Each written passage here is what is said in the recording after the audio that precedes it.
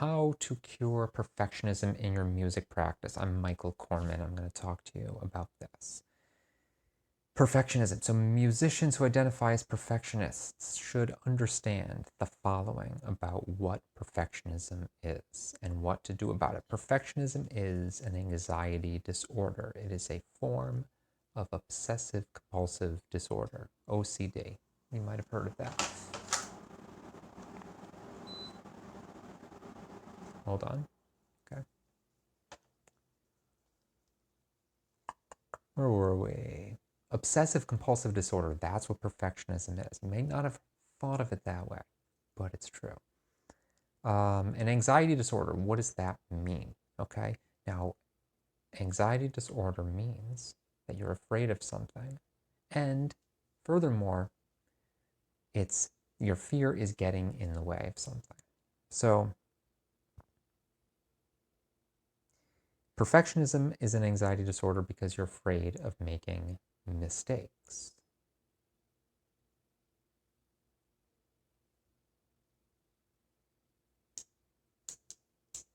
And that fear is making it hard for you to practice.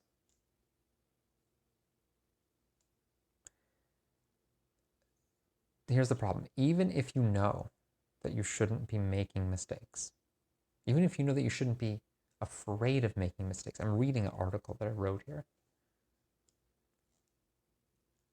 I'm trying to look at it out of the corner of my eye because it's like over there and the camera's over here. And I don't want it to look like I'm looking over here while I read. And I'm trying to make it sound like it's natural.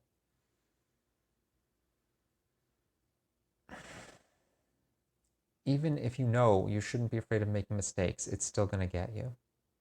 That's because this anxiety disorder, I'm just going to read it, okay? Oh my God. This anxiety disorder is deeply conditioned into your nervous system.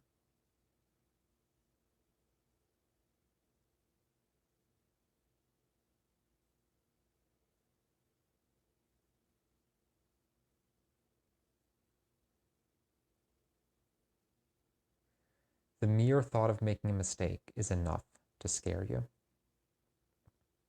Logically speaking, mere thoughts shouldn't be scary. After all, they're only images and sounds, raw sensory experiences. But few of us have been taught to see them that way. Instead, we see them as elaborate stories that are true. Our minds interpret them this way automatically. The only cure for anxiety disorder is exposure therapy. Exposure therapy is when you deliberately expose yourself to the thing you're afraid of. So if you want to cure perfectionism in your music practice, you've got to expose yourself to the fear of making mistakes and the thought of making mistakes. All of those sensory experiences must become comfortable for you. Good luck with that when the fear of mistakes makes you want to run and hide. Okay, now as a kid, you probably did run and hide. Nowadays, you're not literally doing that. Instead, you're doing it subtly, deep inside your body. It manifests itself as an internal tension. It's barely visible to the naked eye. Now, maybe when you were a kid, you did run and hide, but nowadays, you don't do that. You sit there and deal with it. Not happily, but you still deal with it. You might even reaffirm to yourself and to others that you should just suck it up. Again, not happily. You're not doing that happily. You're doing it with that tension. You can feel it deep inside your body, somewhere in the middle. So exposure therapy is necessary to untangle this, but it's scary.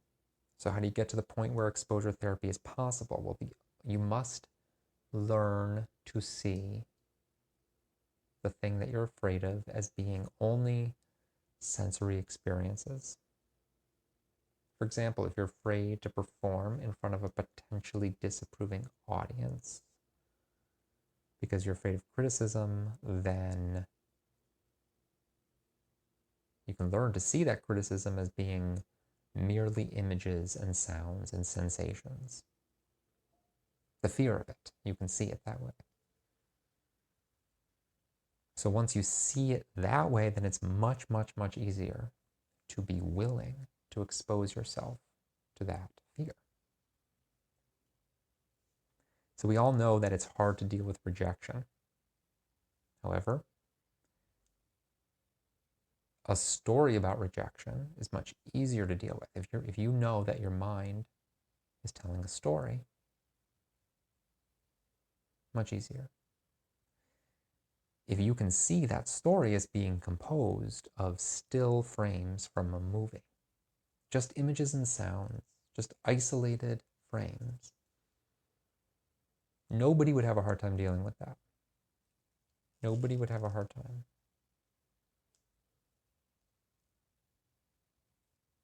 The good news is that you can learn to do this. How do you do that? By practicing meditation. Meditation teaches you how to view your experiences as sensory phenomena.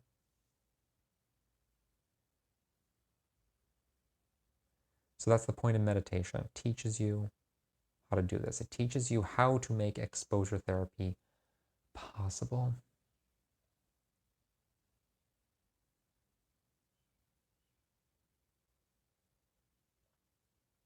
If you don't meditate, then you're going to have a hard time seeing your stories as stories. You're going to be too attached to them.